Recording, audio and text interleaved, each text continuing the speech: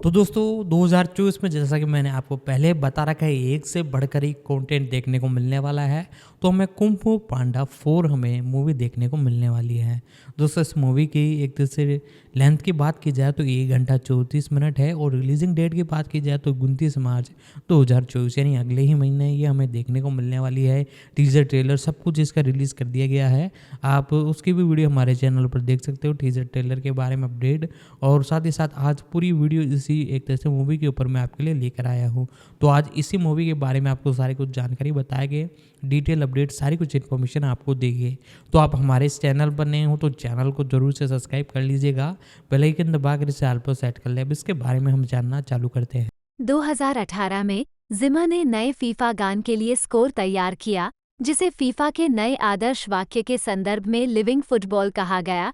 65 living football का उपयोग रूस में 2018 फीफा विश्व कप के लिए टेलीविजन परिचय थीम के रूप में भी किया गया था। 66 इसके अलावा 2018 में जिमा ने ईए स्पोर्ट्स के फीफा वीडियो गेम फीफा 19 के लिए रैपर विंस स्टेपल्स के साथ यूईएफए चैंपियंस लीग एंथम को रीमिक्स किया। साथ ही इसे गेम के रिवील ट्रेलर में भी दिखाया गया। 67 जिमा ने Batman versus Superman Dawn of Justice पर काम करने का। कुंग फू पांडा 4 एक आगामी animated martial art comedy film है जो ड्रीमवर्क्स एनिमेशन द्वारा निर्मित और यूनिवर्सल पिक्चर्स द्वारा वितरित की गई है। ये कुंग फू पांडा फ्रेंचाइजी की चौथी किस्त है और कुंग फू पांडा 3 2016 की अगली कड़ी है। फिल्म का निर्देशन माइक मिशेल ने किया है और सह निर्देशन स्टेफनी मा स्टाइन ने किया है। इसमें Jack Black, Dustin Hoffman, James Hong, Bryan Cranston और इयान मैकशिन पिछली फिल्मों की अपनी भूमिकाओं को दोहरा रहे हैं। साथ ही अक्वाफिना, वियोला डेविस और के ह्यू क्वान नए पात्रों के रूप में कलाकारों में शामिल हो रहे हैं। फिल्म में पो ब्लैक नए ड्रैगन योद्धा के रूप में अपने उत्तराधिकारी को खोजने और प्रशिक्षित करने का प्रयास करता है, जबकि द गिरगिट डेविस नामक एक नए दुश्मन का सामना करता है जो अतीत के खलनायकों को पुनर्जीवित करने की क्षमता रखता है। निर्देशक जेनिफर यूह नेल्सन और एलेसेंड्रो कार्लोनी से जनवरी 2016 में तीसरी फिल्म की रिलीज से पहले चौथी कुंग फू पांडा फिल्म की संभावना के बारे में पूछा गया था। नेल्सन ने बाद में अगस्त 2018 में कहा था कि वह चौथी किस्त के लिए तैयार हैं। ड्रीमवर्क्स ने आधिकारिक तौर पर अगस्त 2022 में चौथी फिल्म की घोषणा की, जिसमें अप्रैल 2023 तक मिशेल मा स्टाइन और रेबेका हंटले क्रमशः निर्देशक, सह निर्देशक और निर्माता के रूप में शामिल हुए। अधिकांश मुख्य आवाज कलाकारों की घोषणा दिसंबर 2023 में अक्वाफिना की कास्टिंग के बाद की गई थी। उस वर्ष मई कुंग फू पांडा 4 संयुक्त राज्य अमेरिका में 8 मार्च 2024 को नाटकीय रूप से रिलीज होने वाली है। परिसर पो, जो शांति की घाटी का आध्यात्मिक नेता बनने के लिए तैयार है, गिरगिट नामक एक नए दुश्मन से लड़ते हुए नए ड्रैगन योद्धा के रूप में अपने उत्तराधिकारी की तलाश करता है। 2. Voice cast. मुख्य लेख कुंग फू पांडा पात्रों की सूची। पो के रूप में जैक ब्लैक, एक विशाल पांडा जो ड्रैगन योद्धा के रूप में अपनी उपाधि त्यागने के बाद एक आध्यात्मिक नेता बनने के लिए तैयार है। 3. जेन के रूप में अक्वाफिना, एक कॉसैक लोमड़ी जो एक चोर है और पो के साथ उसकी यात्रा में जाती है। 3. गिरगिट के रूप में वियोला डेविस, एक दुष्ट आकार बदलने वाली गिरगिट जादूगरनी जो दूसरों की क्षमताओं को अवशोषित करके उनके कुंग फू की नकल कर सकती है। 3. डस्टिन हॉफमैन मास्टर शिफू, एक लाल पांडा और पो के बुद्धिमान गुरु के रूप में। 3. मिस्टर पिंग, पो के दत्तक चीनी हंस पिता के रूप में जेम्स होंग। 3. पो के जैविक विशाल पांडा पिता ली शान के रूप में ब्रायन क्रैंस्टन। 3. इयान मैकशिन ताई लुंग के रूप में एक हिम तेंदुआ जो शिफू का दत्तक पुत्र और पूर्व शिष्य था जब तक कि वो बुराई में नहीं बदल गया। पहली फिल्म में पो द्वारा उसे परास्त कर दिया गया था। इसके अलावा तीसरी फिल्म के दौरान काई कलेक्टर द्वारा ऑफ स्क्रीन पकड़ लिया गया था, लेकिन गिरगिट द्वारा उसे आत्मा क्षेत्र से वापस लाया गया है। 3. के हुई क्वान हान के रूप में एक सुंडा पेंगोलिन जो चोरों की मांद का नेता है। 3. ग्रैनी सुअर के रूप में लोरी टेंशन, एक सुअर जो अपने दांत निकाल सकती है और उन्हें हथियार के रूप में उपयोग कर सकती है। 4. मछली नाव के कप्तान के रूप में रोनी चिएंग, जो पेलिकन के मुंह में रहता है। 4. निर्देशक माइक मिशेल ने कहा कि masters tigress, monkey, crane, mantis और वाइपर, जिन्हें सामूहिक रूप से फ्यूरियस 5 के रूप में जाना जाता है, फिल्म में दिखाई देंगे और निर्माता रेबेका हंटले ने इसकी पुष्टि करते हुए कहा कि वे अपने व्यक्तिगत मिशन पर हैं। वहां फ्यूरियस 5 की एक झलक होगी। 4-5 उत्पादन विकास 3 दिसंबर 2010 को तत्कालीन ड्रीमवर्क्स एनिमेशन के सीईओ जेफरी कैटजिनबर्ग ने कहा कि ऐसी संभावना है कि कुंग फू पांडा 3 के बाद श्रृंखला में 3 और सीक्वल हो सकते हैं, जो इसे 6 फिल्म श्रृंखला में लाएगा। 13 जनवरी 2016 को कोलाइडर ने कुंग फू पांडा 3 के फिल्म निर्माताओं से चौथी फिल्म की संभावना के बारे में पूछा। सह निदेशक जेनिफर यूह नेल्सन ने कहा, यह एक समय में एक है। हम इसे एक आदर्श गहना बनाना चाहते हैं और फिर हम देखेंगे कि उसके बाद क्या होता है। सह निर्देशक एलेसेंड्रो कार्लोनी ने कहा, सीख वल के साथ हम उन्हें खुलापन महसूस कराने की कोशिश नहीं करना चाहते हैं। हम चाहते हैं कि यह एक पूर्ण यात्रा की तरह महसूस हो और हमें लगता है कि यह फिल्म ऐसा करती है। और फिर अगर एक शानदार कहानी स्वयं को प्रस्तुत करती है, बढ़िया। 2 अगस्त 2018 को जब नेल्सन से कुंग फू पांडा 4 की संभावना के बारे में पूछा गया, तो उन्होंने जवाब दिया कि उन्होंने हमेशा श्रृंखला को एक त्रयी के रूप में देखा था, लेकिन जब तक फ्रेंचाइजी पो पर केंद्रित है, तब तक वह चौथी किस्त के लिए तैयार हैं। 8 अगस्त 2022 में ड्रीमवर्क्स एनिमेशन ने पुष्टि की कि कुंग फू पांडा 4 उत्पादन में था। 9 अप्रैल 2023 में सिनेमाकॉन में फिल्म के लिए अधिक विवरण सामने आए, जैसे कि जैक ब्लैक द्वारा वर्णित आधार। 10 ये भी घोषणा की गई कि माइक मिशेल फिल्म का निर्देशन करने वाले थे, स्टेफनी मास्टाइन सह निर्देशन और रेबेका हंटले निर्माता थीं। 11 ये पूरी तरह से ड्रीमवर्क्स एनिमेशन द्वारा अपने ग्लैंडल परिसर में द वाइल्ड रोबोट के साथ बनाई जाने वाली आखिरी 2 फिल्मों में से एक होगी। 12 कार्टून ब्रू ने अक्टूबर 2023 में बताया कि ड्रीमवर्क्स 2024 के बाद बाहरी स्टूडियो पर अधिक भरोसा करने के लिए घर में फिल्मों का निर्माण करने से दूर जा रहा था। पिछले महीने बैठकों की एक श्रृंखला में मुख्य परिचालन अधिकारी रैंडी लेक द्वारा छंटनी के हिस्से के रूप में। रिपोर्ट के अनुसार सोनी पिक्चर्स इमेजवर्क्स को 2025 के लिए निर्धारित अघोषित ड्रीमवर्क्स सीक्वल के लिए एनिमेशन सेवा के रूप में नामित किया गया था। 12 लेखन और एनिमेशन मिशेल ने कुंग फू पांडा 4 को पहली फिल्म का एक प्रेम पत्र बताया। 4-13 श्रृंखला की पिछली प्रविष्टियों से इसके संबंधों के बावजूद वो चाहते थे कि कहानी अपने दम पर खड़ी रहे। 13 इसके अतिरिक्त वो पो के चरित्र को विकसित करना, नए पात्रों को पेश करना और फ्रेंचाइजी की दुनिया का विस्तार करना चाहते थे। 14 उन्होंने पो को दुनिया के बारे में श्वेत श्याम दृष्टिकोण वाला बताया और उसे अधिक नैतिक रूप से भूरे चरित्र जैन के साथ जोड़ना चाहते थे। मिशेल भी एक ऐसा किरदार चाहते थे जिससे पो निराश हो सके, जैसे शिफू। उससे कैसे निराश हो जाता है। 4 गिरगिट के लिए मिशेल ने उसे अधिक दिमाग वाले खलनायक की तरह बनाने की कोशिश की। 4 उन्होंने आगे कहा कि वह सबसे चतुर और सबसे अलौकिक दुश्मन है जिसका पो ने सामना किया है। 5-13 उन्होंने गिरगिट को पो के दर्पण के रूप में वर्णित किया कि दोनों पात्रों को उनके शरीर के कारण समाज द्वारा कम आंका गया था, लेकिन उन्होंने उच्च दर्जा हासिल किया। उन्होंने कहा, तो पो सबसे महान नायक बन गई है और अब वह सबसे बड़ी खलनायक है। 13 मिशेल के अनुसार फिल्म के लड़ाई के दृश्य प्रौद्योगिकी और कुंग फू दोनों में प्रगति को दर्शाते हैं। 4 और श्रृंखला की पिछली फिल्मों की तुलना में एनीमे से अधिक प्रभाव लेते हैं। 13 मार्वल फिल्मों के स्टंट कलाकार एनिमेटरों को कोरियोग्राफी में अध्ययन और उपयोग करने के लिए प्रेरित करने के लिए प्रोडक्शन में शामिल हुए। 4 दिसंबर 2023 तक ये बताया गया कि जोनाथन एबेल और ग्लेन बजर पटकथा लिखने के लिए लौट आए। 15. कास्टिंग। मई 2023 में ये बताया गया कि अक्वाफिना फिल्म के वॉइस कास्ट में शामिल हो गई थी। 16 दिसंबर 2023 में ये घोषणा की गई कि ह्यू क्वान और वियोला डेविस कलाकारों में शामिल होंगे, जिसमें बाद में फिल्म द गिरगिट के खलनायक की भूमिका निभाई जाएगी। 17-18 लोरी टैनचिन और रोनी चिएंग को भी नए कलाकारों के रूप में घोषित किया गया। 4 Ian McShane, Bryan Cranston, James Hong और डस्टिन हॉफमैन ने पिछली फिल्मों की अपनी भूमिकाओं को दोहराया। 3-19 संगीत।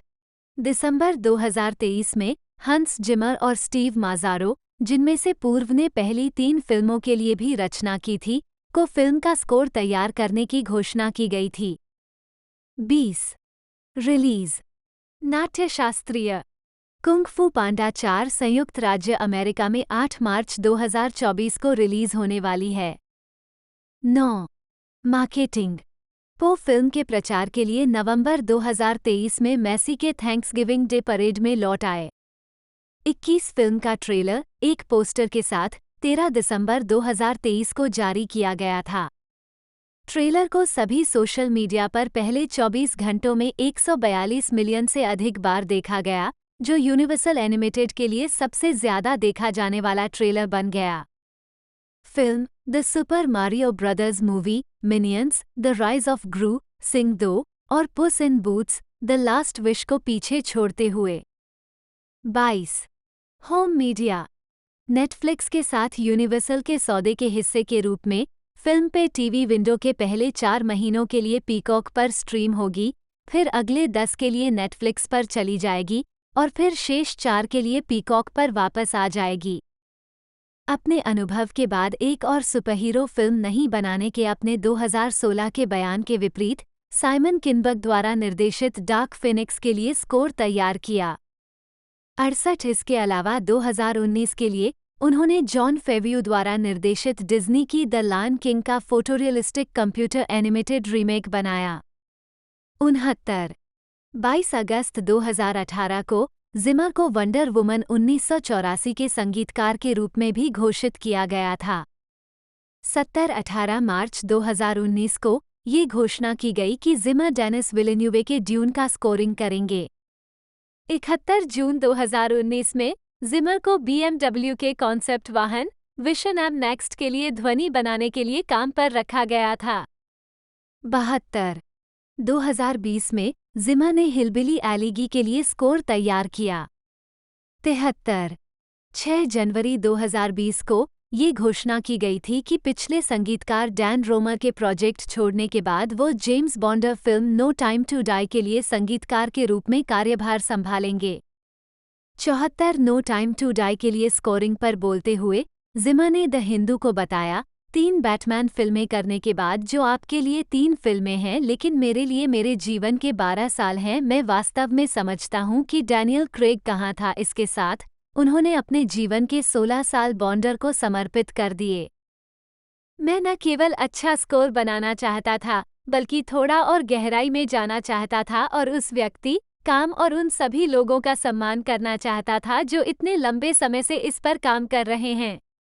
75 26 फरवरी 2020 को मेजर लीग सॉकर ने अपने 25वें सीजन के लिए एक एंथम जारी किया, जिसे जिमर ने संगीतबद्ध किया था। 76 जिमर ने फिल्म ड्यून के लिए स्कोर भी तैयार किया, जिससे उन्हें सर्वश्रेष्ठ मूल स्कोर के लिए दूसरा अकादमी पुरस्कार मिला। 77 वह अगली कड़ी के लिए स्कोर तैयार करने के लिए भी तैयार हैं। 2022 में उन्होंने वृत्तचित्र श्रृंखला फ्रोजन प्लैनेट 2 के गीत टेक मी बैक होम पर कैमिला कैबेलो के साथ सहयोग किया। 78 जिमर ने BMW की इलेक्ट्रिक कार श्रृंखला के लिए ध्वनियाँ भी तैयार और संगीतबद्ध की हैं। ये ध्वनियाँ आंतरिक और बाहरी दोनों तरफ के लिए हैं और पैदल चलने वालों को चेतावनी देने में मदद कर सकती हैं कि एक इलेक्ट्रिक कार आ रही है। 79-80 व्यक्तिगत जीवन। जिमर की पहली पत्नी मॉडल विकी कैरोलिन थी, जिनसे उनकी एक बेटी है। 81 इस जोड़े ने 1992 में तलाक ले लिया। 3 अप्रैल 2020 को जिमर ने अपनी दूसरी पत्नी सुजैन जिमर से तलाक के लिए अर्जी दी, जिनसे उनके 3 बच्चे हैं। 15 जून 2023 को जिमर ने अपने एक शो के दौरान लंदन के O2 एरेना में मंच पर अपनी साथी दीना डी लुका को प्रपोज किया। 83 पुरस्कार एवं सम्मान। मुख्य लेख हंस जिमर द्वारा प्राप्त पुरस्कारों और नामांकनों की सूची। बर्लिन में बुलेवार्ड डे स्टोर्स पर जिमर का सितारा। जिमर को कई सम्मान और पुरस्कार मिले हैं, जिनमें 2018 में वियना में हॉलीवुड में max Steiner film music achievement award, 84 2003 में नेशनल बोर्ड ऑफ रिव्यू से फिल्म संगीत रचना में उत्कृष्टता के लिए करियर अचीवमेंट अवार्ड शामिल है, 85 2003 में palm springs international film festival में फिल्म रचना के लिए फ्रेडरिक लोवे पुरस्कार, 86 2003 में ASCAP हेनरी मैंसनी पुरस्कार, 86 और 1996 में BMI फिल्म संगीत पुरस्कारों से रिचर्ड कक करियर अचीवमेंट पुरस्कार। दिसंबर 2010 में जिमर को हॉलीवुड वॉक ऑफ फेम पर एक स्टार मिला।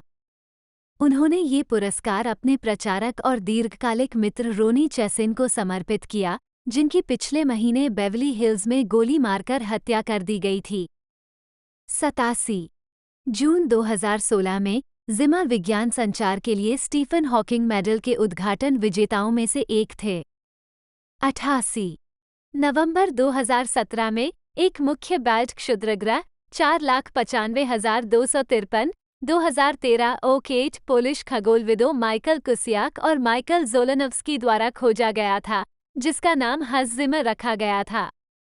89 2022 तक जिमर को अपने काम के लिए 2 जीत के साथ 12 अकादमी पुरस्कार नामांकन प्राप्त हुए हैं।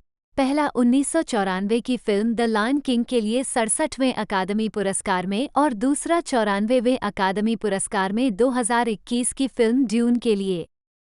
90 2 अक्टूबर 2018 को जिमर को जर्मनी के संघीय गणराज्य का ऑर्डर ऑफ मेरिट प्राप्त हुआ। 91 2019 में जिमर को डिज्नी लीजेंड के रूप में शामिल किया गया था। आजीविका 1980-1993 करियर की शुरुआत। कॉलेज के बाद क्रैन्स्टन ने स्थानीय और क्षेत्रीय थिएटरों में अपने अभिनय करियर की शुरुआत की। सैन फर्नांडो घाटी में ग्रेनाडा थिएटर में अपनी शुरुआत की। उन्होंने एक युवा के रूप में प्रदर्शन किया था, लेकिन उनके शो बिजनेस माता पिता के मन में अपने बेटे के इस पेशे में शामिल होने के बारे में मिश्रित भावनाएं थीं, इसलिए उन्होंने वर्षों बाद तक अभिनय नहीं किया। 9 जब क्रैन्स्टन 19 वर्ष के थे तब उन्हें यूनिवर्सल लाइफ चर्च द्वारा एक मंत्री के रूप में नियुक्त किया गया था और उन्होंने कैटलिना द्वीप पर अपनी आय मदद करने के लिए $150 प्रति सेवा के लिए शादियां आयोजित की, जहां उन्होंने अपनी गर्मियां काम करते हुए बिताईं। 24, 25, 26 उन्होंने एक वेटर, एक निजी एले समुदाय के गेट पर रात की पाली में सुरक्षा गार्ड, ट्रक लोडर, एक वीडियो डेटिंग सेवा के लिए कैमरा ऑपरेटर और एक सुपरमार्केट में एक CCTV सुरक्षा गार्ड के रूप में भी काम किया। 27 क्रैन्स्टन ने 1980 के दशक के अंत में नियमित रूप से काम करना शुरू किया, ज्यादातर छोटी भूमिकाएं और विज्ञापन करते रहे। 28 वह ABC सोप ओपेरा लविंग के मूल कलाकार थे, जहां उन्होंने 1983 से 1985 तक डगलस डोनोवन की भूमिका निभाई थी। 9 क्रैन्स्टन ने 1988 में अल्पकालिक श्रृंखला राइजिंग मिरांडा में अभिनय किया था।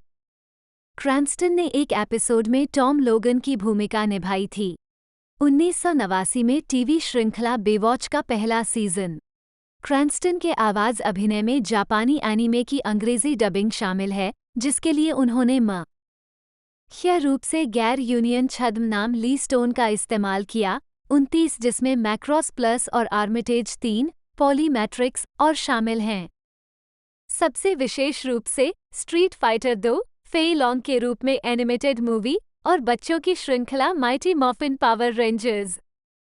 क्रैन्स्टन ने उस श्रृंखला के 1993-94 के पहले सीजन के लिए आवाज देने का काम किया, जिसमें ट्विन मैन और स्निजर्ड जैसे किरदार निभाए, जिसके लिए उन्हें 2 या 3 घंटे के दैनिक काम के लिए प्रति घंटे लगभग $50 का भुगतान किया गया था।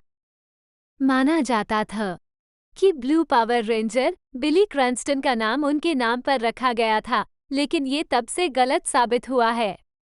303132 1994 2006 ब्रेकथ्रू और मैल्कम इन द मिडल। 1994 में क्रैंस्टन को सीनफील्ड में जेरी के दंत चिकित्सक डॉक्टर टिम वॉटली की आवर्ती भूमिका मिली। उन्होंने 1997 तक भूमिका निभाई। 1996 में उन्होंने एक अंतरिक्ष यात्री के रूप में अपनी 2 जीवनी भूमिकाओं में से पहली भूमिका निभाई, जब उन्होंने film that thing you do में गस ग्रिसोम की भूमिका निभाई। 1997 में उन्होंने रिचर्ड नॉर्टन, पॉल विनफील्ड और स्टीफन क्वाड्रोस के साथ Michael Dudikoff action film strategic command में सहायक भूमिका निभाई। 33 उस वर्ष बाद में उन्हें बेबीलोन 5 में एरिक्सन नामक एक स्टारशिप कप्तान की छोटी सी भूमिका मिली, जो आकाशगंगा को बचाने की योजना के तहत खुद को बलिदान कर देता है। दोस्तों इसे एक तरह से बनाया है जो कि हमेशा से एक तरह से कुंग फू पांडा की जितनी भी एक तरह से मूवी सीरीज आई है उसे बनाते आए हैं। ड्रीम वर्क्स एनिमेशन द्वारा इसे बनाया गया है और एक तरह से यूनिवर्स पिक्चर्स द्वारा इसे डिस्ट्रीब्यूट किया जाएगा। जी हाँ दोस्तों, इनके ऑफिशियल यूट्यूब चैनल पर ही आप जाकर इसके टीजर या ट्रेलर देख पाओगे और साथ ही साथ 94 मिनट टोटल इसकी लेंथ है जैसा कि मैंने बताया। और मूवी का बजट भी बहुत ही भारी है, 500 से लगभग 600 मिलियन डॉलर्स के बीच में इसका बजट है, जो कि बहुत ही भारी भरकम बजट है और रिकवरी भी बहुत आसानी से कर लेगी। अब तक इस एक तरह से यूनिवर्स के अंदर 3 मूवीज़ देखने को मिल चुकी थी और चौथी मूवी अब हमें देखने को मिली है। तो दोस्तों इसके बारे में जानकारी मैंने आपको पूरी दी है। अब आगे थोड़ी और इसकी कास्टिंग जो वॉइस ओवर आर्टिस्ट है उन सभी के बारे में मैं आपको आगे इन्फॉर्मेशन देता हूँ। हंस फ्लोरियन जिमर, जर्मन उच्चारण हंस फ्लोरियन जमआई, जन्म 12 सितंबर 1957, एक जर्मन फिल्म स्कोर संगीतकार और संगीत निर्माता हैं। ऑस्कर और 4 ग्रैमी जीते हैं और उन्हें 3 एमीज और 1 टोनी। 2007 में द डेली टेलीग्राफ द्वारा प्रकाशित शीर्ष 100 जीवित प्रतिभाओं की सूची में भी नामित किया गया था। 1. पारंपरिक ऑर्केस्ट्रा व्यवस्था के साथ इलेक्ट्रॉनिक संगीत ध्वनियों को एकीकृत करने के लिए उनका काम उल्लेखनीय है। 1980 के दशक से जिमर ने 150 से अधिक फिल्मों के लिए संगीत तैयार किया है। उन्होंने द लायन किंग 1994 और ड्यून 2021 के लिए सर्वश्रेष्ठ मूल स्कोर के लिए 2 अकादमी पुरस्कार जीते हैं। उनके कार्यों में gladiator, the last samurai, the pirates of the Caribbean श्रृंखला, the dark knight trilogy, inception, man of steel, interstellar, Dunkirk और नो टाइम टू डाई शामिल हैं। संयुक्त राज्य अमेरिका जाने से पहले जिमर ने अपने करियर का शुरुआती हिस्सा यूनाइटेड किंगडम में बिताया। वो ड्रीमवर्क्स पिक्चर्स और ड्रीमवर्क्स एनिमेशन स्टूडियो में फिल्म संगीत प्रभाग के प्रमुख हैं और जिस कंपनी की उन्होंने स्थापना की थी उसके माध्यम से अन्य संगीतकारों के साथ काम करते हैं। रिमोट कंट्रोल प्रोडक्शंस 2, जिसे पहले मीडिया वेंचर्स के नाम से जाना जाता था। सांता मोनिका, कैलिफोर्निया में उनके स्टूडियो में कंप्यूटर उपकरण और कीबोर्ड की एक विस्तृत श्रृंखला है जिससे फिल्म स्कोर के डेमो संस्करण जल्दी से बनाए जा सकते हैं। 3. जिमर ने Christopher Nolan, Ridley Scott, Ron Howard, Gore Verbinski, Michael Bay, Guy Ritchie और डेनिस विलेन्यूवे सहित निर्देशकों के साथ कई परियोजनाओं पर सहयोग किया है। प्रारंभिक जीवन। जिमर का जन्म 12 सितंबर 1957 को फ्रैंकफर्ट, पश्चिम जर्मनी में हुआ था। एक छोटे बच्चे के रूप में वो कोंगस्टीन फॉकेनस्टीन में रहते थे, जहां वे घर पर पियानो बजाते थे, लेकिन उन्होंने पियानो की शिक्षा थोड़े समय के लिए ही ली थी क्योंकि उन्हें औपचारिक पाठ का अनुशासन पसंद नहीं था। 4 अपने रेडिट एएमए में उन्होंने कहा, मेरा औपचारिक प्रशिक्षण 2 सप्ताह का पियानो पाठ था। मुझे 8 स्कूलों से निकाल दिया गया था, लेकिन मैं एक बैंड में शामिल हो गया। मैं स्व सिखाया गया हूँ, लेकिन मैंने हमेशा सुना है मेरे दिमाग में संगीत है और मैं 20वीं सदी का बच्चा हूँ, कंप्यूटर बहुत काम आया। 5 जिमर ने स्विट्जरलैंड के कैंटरबर्न में एक अंतर्राष्ट्रीय बोर्डिंग स्कूल इकोले डी ह्यूमैनिटे में पढ़ाई की। 6 वह किशोरावस्था में लंदन चले गए और हटवुड हाउस स्कूल में पढ़ाई की। 7 अपने बचपन के दौरान वह एन्नियो मॉरिकोन के फिल्म स्कोर से काफी प्रभावित थे और उन्होंने Once Upon a Time in the West को उस स्कोर के रूप में उद्धृत किया जिसने उन्हें फिल्म संगीतकार बनने के लिए प्रेरित किया। 8. 1999 के बर्लिन फिल्म फेस्टिवल में एक भाषण में जिमर ने कहा कि वह यहूदी हैं और उन्होंने अपनी मां के बारे में बात की जो 1939 में जर्मनी से इंग्लैंड भागने के कारण द्वितीय विश्व युद्ध में बच गईं। मई 2014 में एक साक्षात्कार में जिमर ने खुलासा किया कि यह मुश्किल था युद्ध के बाद जर्मनी में पले बढ़े और यहूदी होने के नाते उन्होंने कहा, मुझे लगता है कि मेरे माता पिता हमेशा पड़ोसियों को ये बताने से सावधान रहते थे कि वे यहूदी हैं। 9 फरवरी 2013 में मैशबल के साथ एक साक्षात्कार में उन्होंने अपने माता पिता के बारे में कहा, मेरी माँ बहुत संगीतज्ञ थीं, मूल रूप से एक संगीतकार थीं और मेरे पिता एक इंजीनियर और आविष्कारक थे। इसलिए मैं पियानो को संशोधित करते हुए बड़ा हुआ, क्या हम कहेंगे, जिससे मेरी माँ भयभीत होकर होंफने लगती थी और मेरे पिता सोचते थे कि यह शानदार है जब मैं चैंसो और उस जैसी अन्य चीजें पियानो से जोड़ता था क्योंकि उन्हें लगता था कि यह प्रौद्योगिकी में एक विकास है। 2006 में जर्मन टेलीविजन स्टेशन JDF के साथ एक साक्षात्कार में उन्होंने कहा, जब मैं बच्चा था तभी मेरे पिता की मृत्यु हो गई और मैं किसी तरह संगीत में शामिल हो गया और संगीत मेरा सबसे अच्छा दोस्त रहा है। 11. करियर। मुख्य लेख हंस जिमर डिस्कोग्राफी 1977-1988। जिमर ने अपने करियर की शुरुआत 1970 के दशक में बैंड क्राकाटोआ के साथ कीबोर्ड और सिंथेसाइजर बजाते हुए की थी। 12. उन्होंने 1977 में ट्रेवर हॉर्न, जॉफ डाउन्स और ब्रूस वूली के साथ लंदन में गठित एक न्यू वेव बैंड बुगल्स के साथ काम किया। जिमर को 1979 के गीत video killed the radio star के लिए बुगल्स के संगीत वीडियो में संक्षिप्त रूप से देखा जा सकता है। 13. बुगल्स के साथ काम करने के बाद उन्होंने इतालवी समूह क्रिस्मा के लिए काम करना शुरू कर दिया, जो 1976 में मॉरिजियो अर्सियरी और क्रिस्टीना जर के साथ एक नया वेव बैंड था। वह क्रिस्मा के तीसरे एल्बम कैथोड मम्मा के लिए एक विशेष सिंथेसिस्ट थे। उन्होंने बैंड हेल्डन अल्ट्रावॉक्स के वॉरेन कैन के साथ भी काम किया है। 14. जिमर कीबोर्ड पर और कैन ड्रम पर दोनों को 1984 में सेगोविया, स्पेन में एक लाइव प्रदर्शन के लिए स्पेनिश समूह मैकानो का हिस्सा बनने के लिए आमंत्रित किया गया था। इस संगीत कार्यक्रम के 2 गाने मैकानो में शामिल किए गए थे। एन कॉन्सिटो एल्बम 1985 में केवल स्पेन में रिलीज हुआ। 1985 में उन्होंने Shriekback album All and Gold में योगदान दिया। 15. 1980 में जिमर ने UK punk band The Damned के साथ और उसके लिए एक एकल History of the World Part 1 का सह निर्माण किया, जिसे उनके 1980 LP release The Black Album में भी शामिल किया गया था और प्रसारित किया गया था। उनके प्रयासों का वर्णन हंस जिमर द्वारा अति निर्मित के रूप में किया गया है। लंदन में रहते हुए जिमर ने एयर एडेल एसोसिएट्स के लिए विज्ञापन जिंगल लिखे।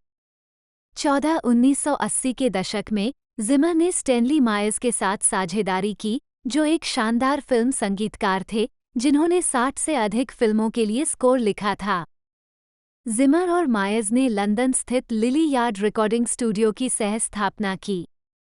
मायर्स और जिमर ने मिलकर पारंपरिक ऑर्केस्ट्रा ध्वनि को इलेक्ट्रॉनिक उपकरणों के साथ मिलाने पर काम किया। 16 कुछ फिल्में जिन पर जिमर और मायर्स ने काम किया वे हैं moonlighting 1982, success is the best revenge 1984, insignificance 1985 और माई ब्यूटीफुल लॉन्ड्रेट 1985। जिमर का पहला एकल स्कोर 1987 में निर्देशक निको मस्तोरकिस के लिए टर्मिनल एक्सपोजर था, जिसके लिए उन्होंने गीत भी लिखे थे। जिमर ने 1987 की फिल्म द लास्ट एम्परर के लिए स्कोर निर्माता के रूप में काम किया, जिसने सर्वश्रेष्ठ मूल स्कोर के लिए अकादमी पुरस्कार जीता। 14. यूनाइटेड किंगडम में अपने समय के जिमर के सबसे टिकाऊ कार्यों में से एक television game show going for gold का थीम गीत था, जिसे उन्होंने 1987 में सैंडी मैक्लेलैंड के साथ बनाया था। बीबीसी के साथ एक साक्षात्कार में जिमर ने कहा, गोइंग फॉर गोल्ड था, बहुत मजा आया। यह उस तरह की चीजें हैं जो आप तब करते हैं जब आपके पास अभी तक कोई करियर नहीं है। भगवान, मैं खुद को बहुत भाग्यशाली महसूस करता हूँ क्योंकि इस चीज ने सबसे लंबे समय तक मेरा किराया चुकाया। 1988-2000 जिमर के करियर में एक महत्वपूर्ण मोड़ 1988 की फिल्म रेन मैन से आया।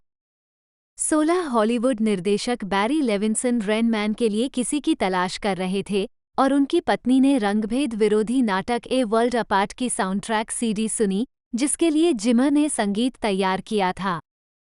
लेविंसन जिमर के काम से प्रभावित हुए और उन्हें रेन मैन को स्कोर करने के लिए नियुक्त किया। 18 स्कोर में जिमर स्टील ड्रम के साथ मिश्रित सिंथेसाइजर, ज्यादातर एक फेयरलाइट CMI, का उपयोग करता है। जिमर ने बताया कि यह एक रोड मूवी थी और रोड मूवी में आमतौर पर झंकार वाले गिटार या तारों का एक गुच्छा होता है। मैं सोचता रहा कि पात्रों से बड़ा मत बनो, इसे सीमित रखने की कोशिश करें। रेमंड चरित्र वास्तव में नहीं जानता कि कहाँ है वह है। दुनिया उसके लिए बहुत अलग है। वो मंगल ग्रह पर भी हो सकता है। तो हम एक ऐसी दुनिया के लिए अपने स्वयं के विश्व संगीत का आविष्कार क्यों नहीं करते जो वास्तव में मौजूद नहीं है? 19 रेन मैन के लिए जिमर का स्कोर 1989 में अकादमी पुरस्कार के लिए नामांकित किया गया था और फिल्म ने सर्वश्रेष्ठ चित्र सहित 4 अकादमी पुरस्कार जीते। 20 रेन मैन के एक साल बाद जिमर को ब्रूस बेरेसफोर्ड की ड्राइविंग मिस डेजी के लिए स्कोर बनाने के लिए कहा गया, जिसने रेन मैन की तरह सर्वश्रेष्ठ चित्र के लिए अकादमी पुरस्कार जीता। ड्राइविंग मिस डेजी के उपकरण में पूरी तरह से सिंथेसाइजर और सैम्पलर शामिल थे, जिसे जिमर ने बजाया था।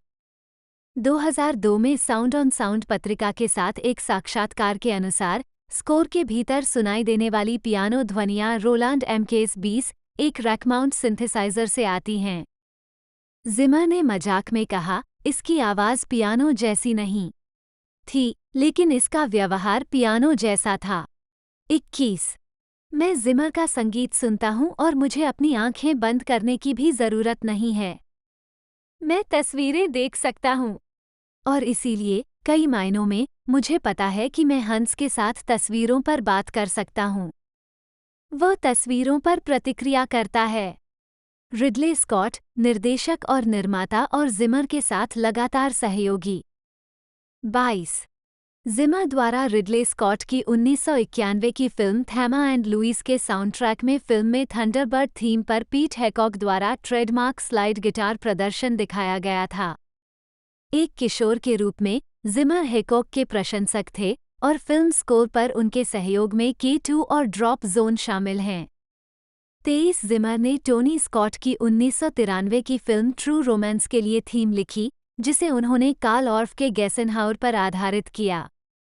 गेसेनहाउर का उपयोग पहले 1973 की फिल्म बैडलैंड्स में किया गया था, जिसमें एक हिंसक अपराध के भाग रहे एक युवक और लड़की की समान कहानी थी। 24/9 मारिम्बा पर प्रदर्शित आकर्षक विषय वस्तु फिल्म की हिंसा से बिल्कुल विपरीत है। 25 1992 की film the power of one के लिए स्कोर की रिकॉर्डिंग में अफ्रीकी गायकों और ड्रमों का उपयोग करने के लिए जिमर ने अफ्रीका की यात्रा की। इस काम के बल पर वॉल्ट डिज्नी फीचर एनिमेशन ने 1994 की फिल्म द लायन किंग के लिए स्कोर तैयार करने के लिए जिमर से संपर्क किया। ये किसी एनिमेटेड फिल्म के लिए उनका पहला स्कोर था। जिमर ने कहा कि वह साउंडट्रैक के कुछ हिस्सों को रिकॉर्ड करने के लिए दक्षिण अफ्रीका जाना चाहते थे, लेकिन द पावर ऑफ वन पर काम करने के बाद विध्वंसक फिल्में करने के लिए उनके पास पुलिस रिकॉर्ड होने के कारण वो देश का दौरा करने में असमर्थ थे। डिज्नी स्टूडियो के मालिकों ने आशंका व्यक्त की कि अगर जिमर दक्षिण अफ्रीका गए तो उन्हें मार दिया जाएगा, इसलिए लेबो एम की यात्रा के दौरान गायक मंडलियों की रिकॉर्डिंग का आयोजन किया गया था। 26 जिमर ने द लायन किंग पर अपने काम के लिए कई पुरस्कार जीते, जिनमें सर्वश्रेष्ठ मूल स्कोर के लिए 1 अकादमी पुरस्कार, 1 गोल्डन ग्लोब और 2 ग्रामी शामिल हैं। 1997 में स्कोर को ब्रॉडवे संगीत संस्करण में रूपांतरित किया गया, जिसने 1998 में सर्वश्रेष्ठ गीत के लिए टोनी पुरस्कार जीता। 27-28 अप्रैल 2012 तक द लायन किंग का संगीत संस्करण अब तक का सबसे अधिक कमाई करने वाला ब्रॉडवे शो है, $853.80 मिलियन की कमाई की। 29 टोनी स्कॉट की 1995 की फिल्म क्रिम्सन टाइड के लिए जिमर के स्कोर ने मुख्य विषय के लिए ग्रैमी पुरस्कार जीता, जो पारंपरिक ऑर्केस्ट्रा वाद्ययंत्रों के स्थान पर सिंथेसाइजर का भारी उपयोग करता है। द थिन रेड लाइन 1998 के लिए जिमर ने कहा कि निर्देशक टेरेंस मलिक फिल्मांकन शुरू करने से पहले संगीत चाहते थे, इसलिए उन्होंने 6.5 घंटे का संगीत रिकॉर्ड किया। 19 जिमर की अगली परियोजना द प्रिंस ऑफ इजिप्ट 1998 थी, जिसे ड्रीमवर्क्स एनिमेशन द्वारा निर्मित किया गया था। उन्होंने निर्देशकों से इज़राइली नी गायिका ओफ्रा हाजा का परिचय कराया और उन्हें लगा कि वह इतनी सुंदर हैं कि उन्होंने फिल्म में एक पात्र को उसके जैसा दिखने के लिए डिज़ाइन किया। 1998 की film the thin red line के लिए जिमर का स्कोर उनके सबसे महत्वपूर्ण कार्यों में से एक माना जाता है।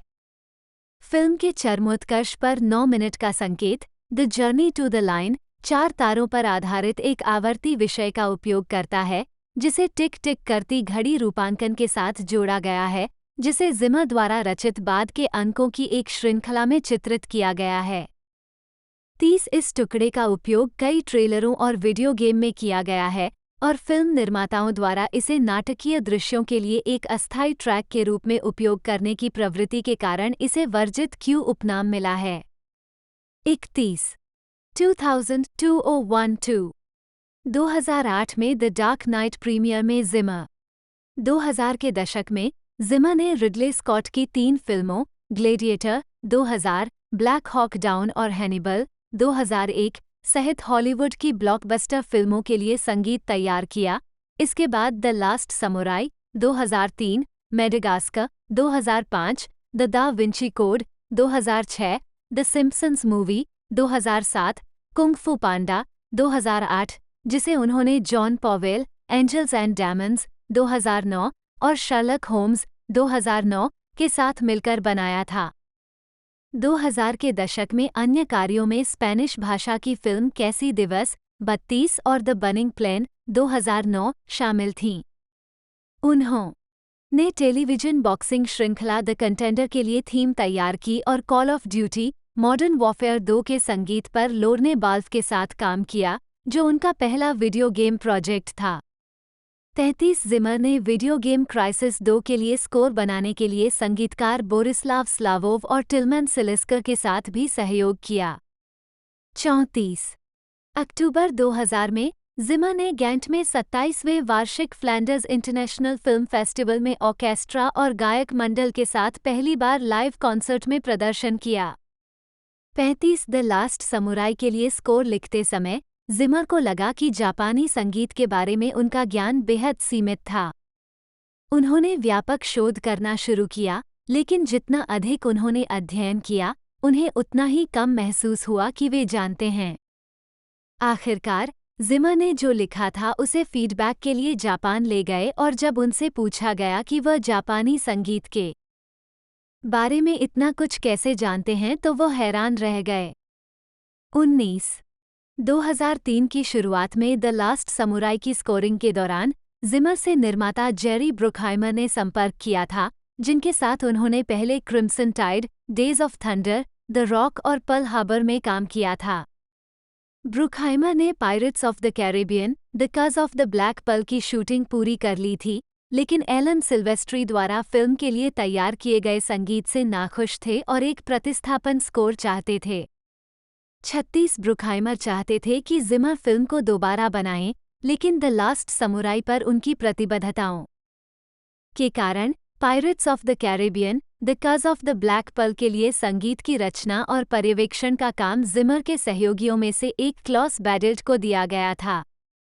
मीडिया वेंचर्स में जिमर ने कुछ विषय वस्तु प्रदान की जिनका उपयोग फिल्म में किया गया था, हालांकि उन्हें स्क्रीन पर श्रेय नहीं दिया गया है। 37-38 जिमर को श्रृंखला की 3 बाद की फिल्मों Pirates of the Caribbean, Dead Man's Chest 2006, Pirates of the Caribbean, 8 World's End 2007 और पायरेट्स ऑफ द कैरेबियन के लिए संगीतकार के रूप में नियुक्त किया गया था। स्ट्रेंजर टाइड्स 2011 पर आखिरी बार रोड्रिगो वाई गैब्रिएला के साथ सहयोग किया। 39 जिमर को क्रिस्टोफर नोलन की बैटमैन बिगिंस 2005 और द डार्क नाइट 2008 पर उनके काम के लिए भी जाना जाता है, जिसे उन्होंने जेम्स न्यूटन हॉवर्ड के साथ मिलकर तैयार किया था। 17 द डार्क नाइट के साउंडट्रैक के लिए जिमर ने अपने लंबे समय के सहयोगी मार्टिन टिलमैन द्वारा सेलो पर बजाए गए एक नोट के माध्यम से जोकर के खलनायक का प्रतिनिधित्व करने का फैसला किया। जिमर ने कहा, मैं कुछ ऐसा लिखना चाहता था जिससे लोग सचमुच नफरत करें। 40 क्यू शीट पर बहुत सारे संगीतकारों को सूचीबद्ध किए जाने के कारण इन फिल्मों के स्कोर को सर्वश्रेष्ठ मूल स्कोर के लिए अकादमी पुरस्कार नामांकन प्राप्त करने से अयोग्य घोषित कर दिया गया था। 41 जिमर दिसंबर 2008 में द डार्क नाइट को नामांकित न करने के फैसले को पलटने में सफल रहे। उन्होंने तर्क दिया कि एक आधुनिक फिल्म स्कोर बनाने की प्रक्रिया सहयोगात्मक थी और इसके निर्माण में भूमिका निभाने वाले कई लोगों को श्रेय देना महत्वपूर्ण था। 42 जिमर ने 2006 में साउंडट्रैक नेट के साथ एक साक्षात्कार में अन्य संगीतकारों के साथ स्कोरिंग के अपने दृष्टिकोण के बारे में बताया। मूल रूप से मेरा यह विचार था कि इस तरह के काम के आसपास किसी प्रकार का समुदाय बनाना संभव होना चाहिए, और मुझे लगता है कि शीर्षकों को गंदा करके आप संगीतकार हैं, आप संयोजक हैं, आप ऑर्केस्ट्रेटर हैं, यह नहीं है। इससे हमें और अधिक सहयोगात्मक ढंग से काम करने में मदद मिली। यह मेरे लिए इतना महत्वपूर्ण नहीं था कि मेरे पास हंस जिमर द्वारा स्कोर था और इन चीज़ों पर मैंने एकमात्र श्रेय लिया। ये ग्लेडिएटर की तरह है। मैंने लिसा जेरार्ड को सह श्रेय दिया क्योंकि भले ही उन्होंने मुख्य विषय नहीं लिखा था, उनकी उपस्थिति और योगदान बहुत प्रभावशाली थे। वह सिर्फ एक एकल कलाकार से कहीं अधिक थी, और यही कारण है कि मुझे विशिष्ट क्रेडिट के साथ ऐसी समस्या है। 43 2009 की फिल्म शर्लक होम्स के लिए डेली वैरायटी ने बताया कि जिमर ने $200 में एक आउट ऑफ ट्यून पियानो खरीदा और इसकी अजीबता के कारण स्कोरिंग प्रक्रिया के दौरान इसका इस्तेमाल किया। 44 2011 की अगली कड़ी Sherlock Holmes A Game of Shadows के लिए जिमर और निर्देशक गाय रिची ने प्रामाणिक रोमानी संगीत को शामिल किया, जिस पर उन्होंने स्लोवाकिया, इटली और फ्रांस का दौरा करके शोध किया। फिल्म में संगीत रोमानी सदाबहार संगीतकारों द्वारा बजाया गया है। 45-46 2010 की फिल्म इंसेप्शन के लिए जिमर ने नॉन जेने रिग्रेट रियन गाने में इलेक्ट्रॉनिक हेरफेर का इस्तेमाल किया। स्कोर में हॉर्न की ध्वनि, जिसे जिमर ने एक शहर के ऊपर विशाल फॉगहॉर्न की तरह के रूप में वर्णित किया है, फिल्म ट्रेलरों में एक लोकप्रिय विशेषता बन गई। उन्होंने कहा, यह अजीब है कि इस तरह की चीजें युगचेतना का हिस्सा कैसे बन जाती हैं। लेकिन मुझे लगता है कि ट्रेलर बिल्कुल यही तलाश रहे हैं, कुछ प्रतिष्ठित, 1 सेकंड से भी कम समय तक चलने वाला और थिएटर में सीटों को हिला देने वाला।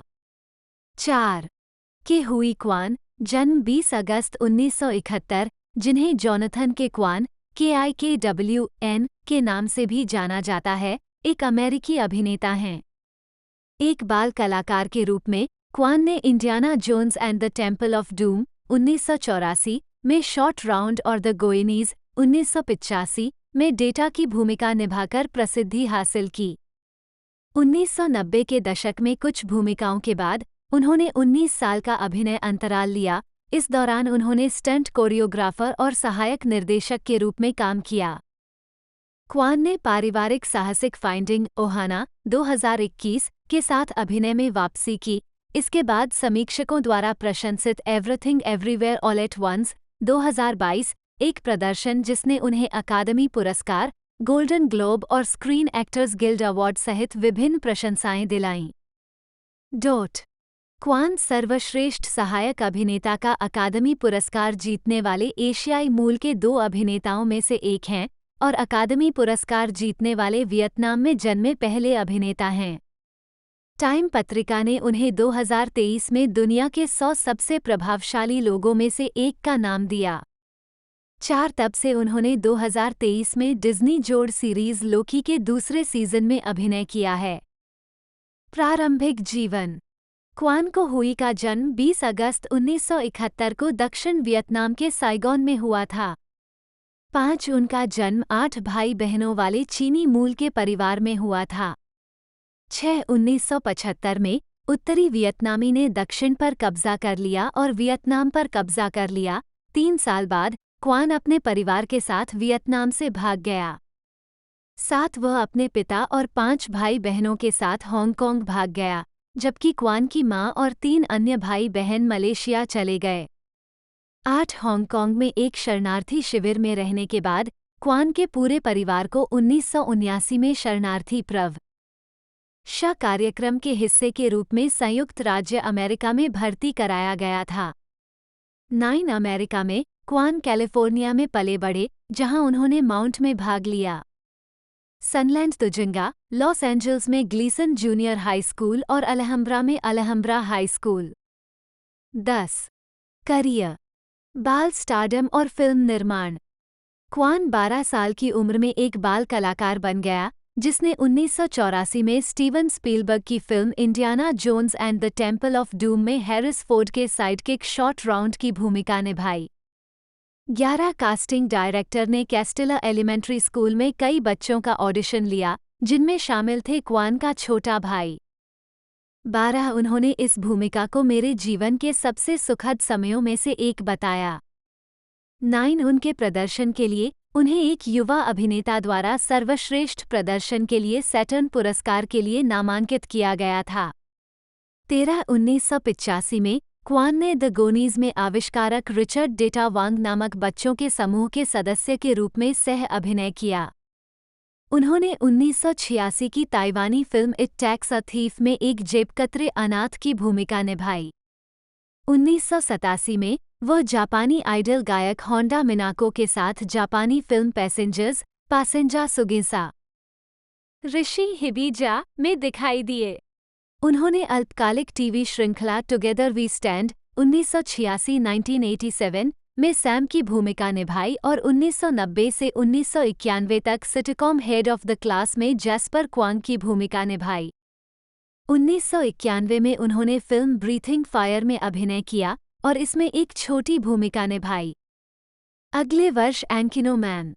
उन्होंने 1993 में मंदारिन भाषा के Taiwan TV show eunuch and carpenter में मुख्य भूमिका निभाई, जो 40 एपिसोड तक चला। 14 उन्होंने 1996 में हांगकांग वियतनाम सह उत्पादन रेड पायरट में भी अभिनय किया। उन्होंने Indiana Jones and the Temple of Doom के सेट पर फिलिप टैन के तहत ताइक्वांडो का अध्ययन किया और बाद में ताओ लियांग टैन के तहत प्रशिक्षण लिया। 15 एक वयस्क के रूप में क्वान को संयुक्त राज्य अमेरिका में अभिनय का काम ढूंढना मुश्किल हो गया। अंततः उन्होंने अभिनय छोड़ दिया और दक्षिणी कैलिफोर्निया विश्वविद्यालय में फिल्म कार्यक्रम में दाखिला ले लिया। 5-16 वहां अपने समय के दौरान उन्होंने साथी छात्र ग्रेग बिशप के साथ वूडू नामक एक कॉमेडी हॉरर लघु फिल्म का संपादन किया, जिन्होंने फिल्म का निर्देशन किया था। 16 वूडू ने 2000 स्लैमडांस फिल्म फेस्टिवल में ऑडियंस अवार्ड जीता और आज भी यूएससी के छात्रों को दिखाया जा रहा है। 17 यूएससी से स्नातक होने के बाद कोरी यूएन ने क्वान को एक्स-मैन 2000 में लड़ाई के दृश्यों को कोरियोग्राफ करने में मदद करने के लिए टोरंटो, ओंटारियो जाने के लिए कहा। 5-12 अगले दशक तक उन्होंने एशिया और संयुक्त राज्य अमेरिका में विभिन्न प्रस्तुतियों पर पर्दे के पीछे से काम किया।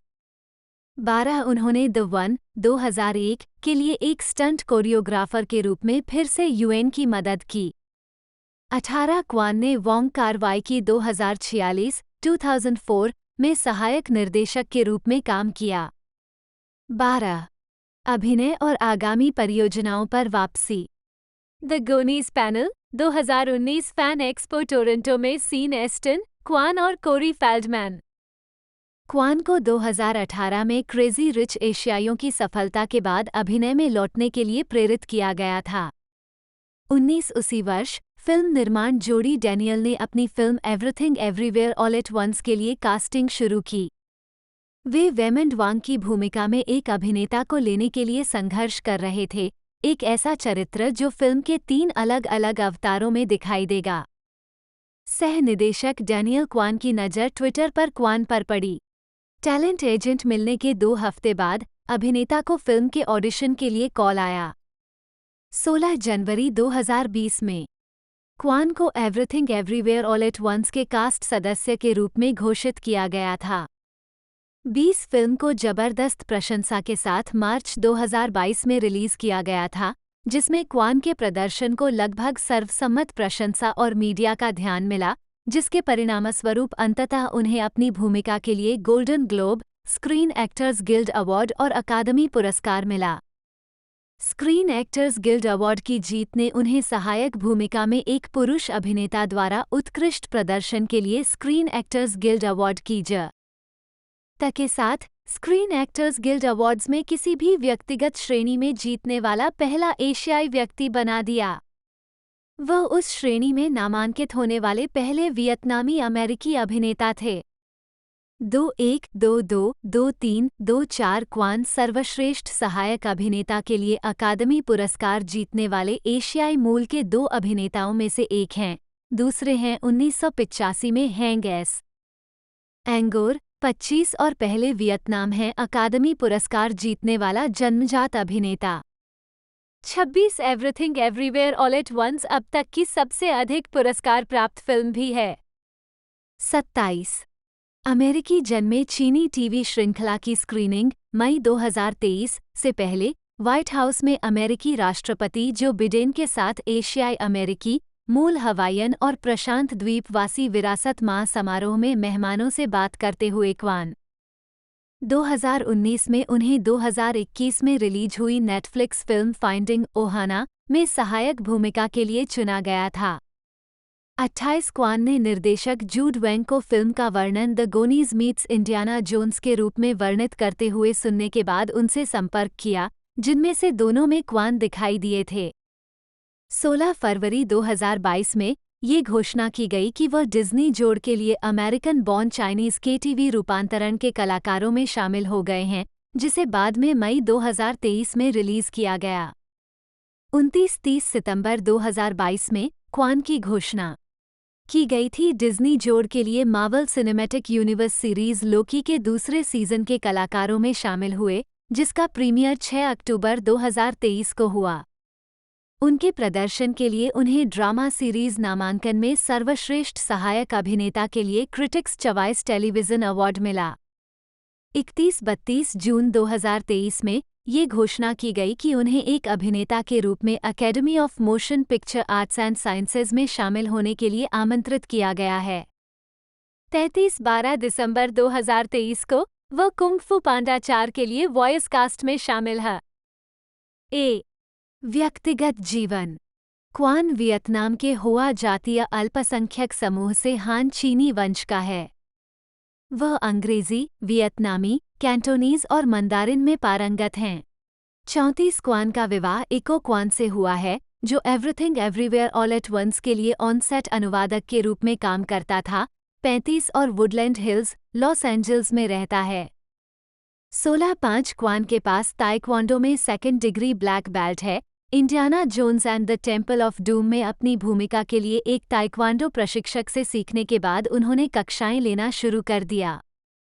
फिल्मोग्राफी फिल्म के हुई क्वान द्वारा फिल्म अभिनय कार्य। वर्ष शीर्षक भूमिका टिप्पणियाँ 1984 इंडियाना जोन्स और कयामत का मंदिर लघु दौर।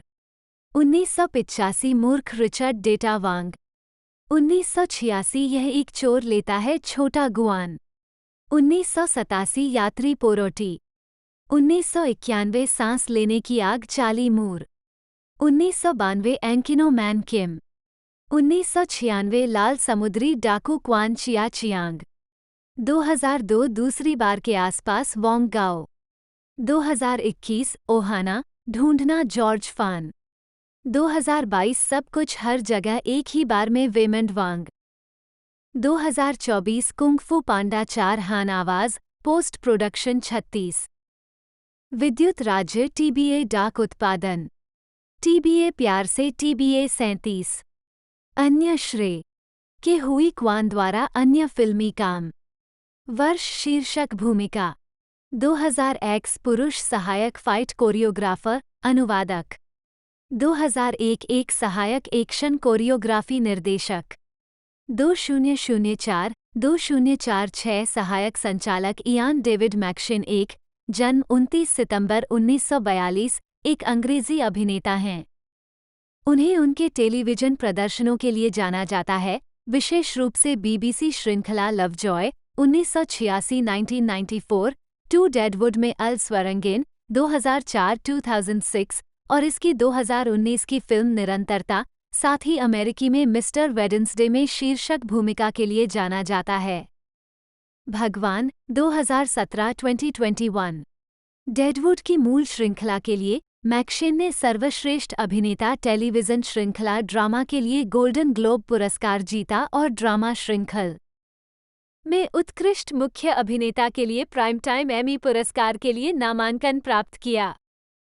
फिल्म के लिए उन्हें निर्माता के रूप में उत्कृष्ट टेलीविजन मूवी के लिए प्राइम टाइम एमी पुरस्कार के लिए नामांकित किया गया था।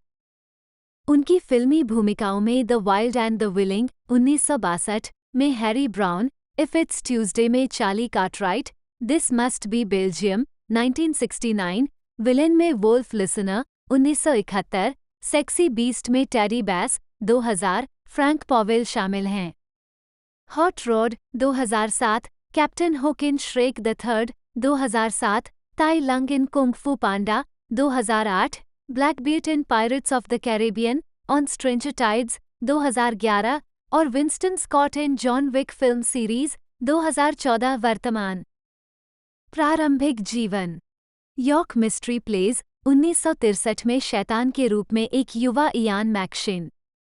मैक्शिन का जन्म 29 सितंबर 1942 को ब्लैकबर्न, लंकाशायर में इयान डेविड मैक्शिन के रूप में हुआ था, जो आयरीन नी काउली 1922-2020 और पेशेवर फुटबॉलर हैरी मैक्शिन 1920-2012 की एकमात्र संतान थे। 3, 2, 4, 5 उनके पिता स्कॉटिश थे, होलीटाउन, लैनार्कशायर से थे, और उनकी माँ, जो इंग्लैंड में पैदा हुई थी, आयरिश और अंग्रेजी मूल की थीं। 6 मैक्शिन डेवीहू में मैनचेस्टर में पले बढ़े और उन्होंने स्ट्रेफोर्ड ग्रामर स्कूल में पढ़ाई की। नेशनल यूथ थिएटर के सदस्य होने के बाद 7 उन्होंने एंथनी हॉपकिंस और जॉन हट के साथ royal academy of dramatic art RADA में अध्ययन किया। मैक्शिन ने हट के साथ एक फ्लैट साझा किया, जिसे वह व्यवसाय में अपना सबसे पुराना दोस्त कहते थे। 3 और जब वह अपनी पहली film the wild and the willing 1962 में हट के साथ दिखाई दिए, तब भी वो राडा में एक छात्र थे। 2 उन्होंने 1963 में यॉर्क मिस्ट्री प्लेज में शैतान की भूमिका निभाई।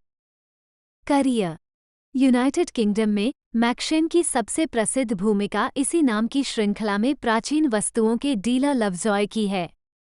3, 2, 4 लवजॉय से बहुत पहले मैक्शिन टेलीविजन श्रृंखलाओं जैसे वुदिंग हाइट्स 1967, हीथक्लिफ के रूप में, जीसस ऑफ नाजरेथ 1977, जुडास इस्करियट के रूप में उपस्थिति के परिणामस्वरूप एक पिन अप थे, और डिज़राइली 1978, साथ ही स्काई वेस्ट और क्रुक्ड 1965 और बैटल ऑफ ब्रिटेन 1969 जैसी फिल्में भी।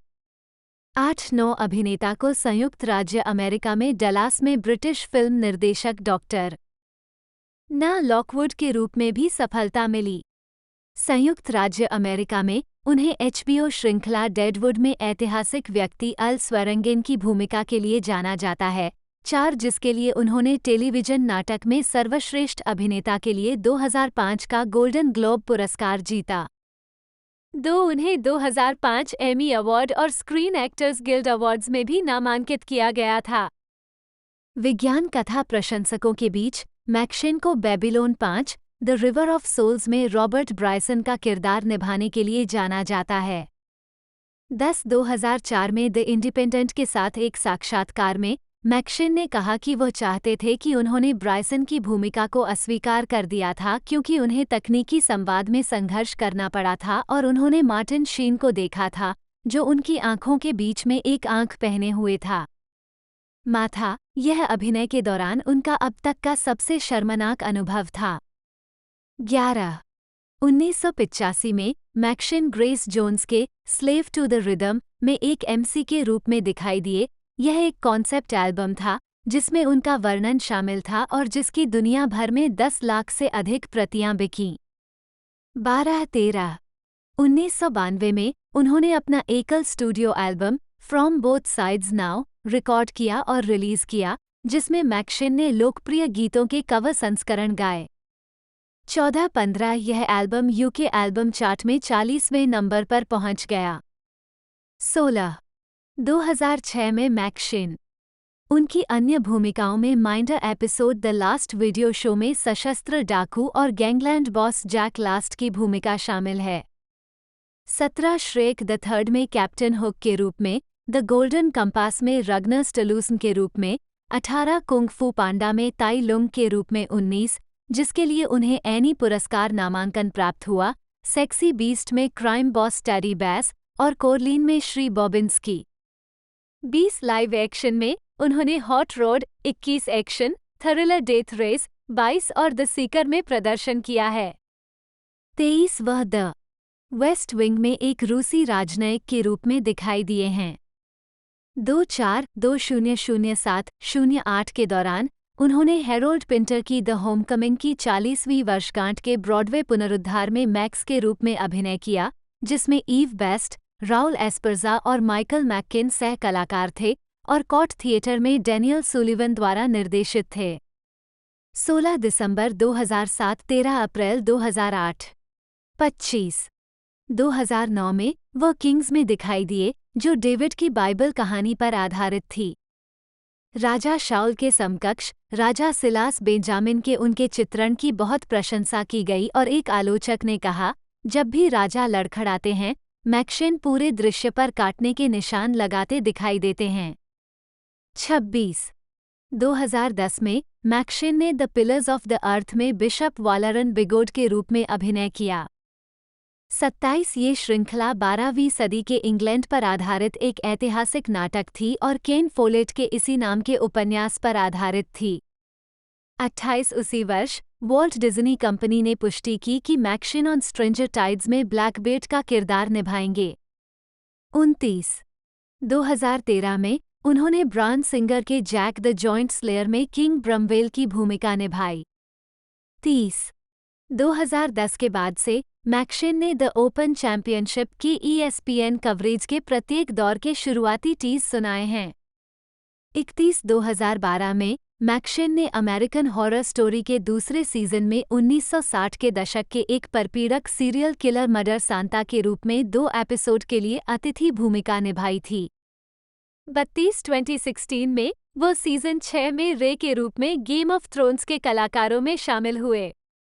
33-34 मैक्शिन ने 20 अप्रैल 2017 को घोषणा की कि 2 घंटे की डेडवुड फिल्म की एक स्क्रिप्ट निर्माता डेविड मिल्च द्वारा HBO को सौंपी गई थी और यह फिल्म बनने के बहुत करीब थी। मैक्शिन ने कहा, ये 2 घंटे की फिल्म की स्क्रिप्ट HBO को भेज दी गई है। अगर वे तैयार उत्पाद नहीं देते हैं तो उन्हें दोष दें। 35 फिल्म का निर्माण अक्टूबर 2018 में शुरू हुआ। 36 डेडवुड द मूवी 31 मई 2019 को रिलीज हुई, जिससे श्रृंखला की कहानी समाप्त हो गई। 37 व्यक्तिगत जीवन मैक्शिन ने 1960 के दशक में सुज़ैन फॉर्मर से शादी की और तलाक ले लिया। फिर उन्होंने मॉडल रूथ पोस्ट से शादी की, जिनसे उनके 2 बच्चे हुए। 1977 में द फिफ्थ मस्किटियर के सेट पर सिल्विया क्रिस्टेल से मुलाकात के बाद उनका रिश्ता शुरू हुआ। 38-30 अगस्त 1980 को मैक्शिन ने ग्वेन हम्बल से शादी की। वे वेनिस, कैलिफोर्निया में रहते हैं। अपनी सबसे बड़ी बेटी के माध्यम से मैक्शिन के 3 पोते पोतियां हैं। 2 फिल्मोग्राफी तो दोस्तों आज की इस वीडियो में हमने इस ज़बरदस्त मूवी के बारे में बात करी है। एनिमेटेड मूवीज़ के ऊपर भी मैं एक तरह से प्लेलिस्ट आपके लिए बना दूंगा, वहाँ पर जाकर आप सारी एनिमेटेड मूवीज़ के ऊपर जो कंटेंट हमारा है वो आप देख पाओगे। तो आज की इस वीडियो में हमने कुंग फू पांडा के इस एक तरह से नए पार्ट के बारे में आपको सारी कुछ इन्फॉर्मेशन दी। पिछले किसी पार्ट के एक्सप्लेनेशन यदि जानना चाहते हो तो आप कमेंट कर दीजिएगा। जिस कमेंट पर यानी एक तरह से जिस टॉपिक पर जिस पार्ट के लिए सबसे ज़्यादा कमेंट हो गए वो मैं आपके लिए लेकर आऊँगा। तो दोस्तों आज की इस वीडियो में इतना ही। आपको वीडियो कैसे लगी कमेंट करके ज़रूर बताएं। मिलते हैं अगले वीडियो में।